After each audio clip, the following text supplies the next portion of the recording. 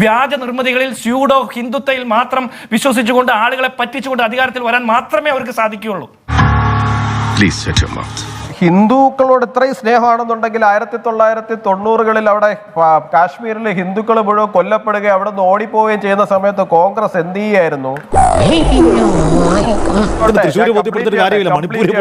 നിങ്ങൾ കേരളത്തിലാണ് മണിപ്പൂർ വിഷയത്തിൽ ഏറ്റവും അധികം പ്രചരണം നടത്തിയത്. അത് ഇവിടെ പോലെ ഏറ്റില്ല എന്നുള്ള കാര്യമാണ് പറഞ്ഞത്. മണിപ്പൂർ നിങ്ങൾ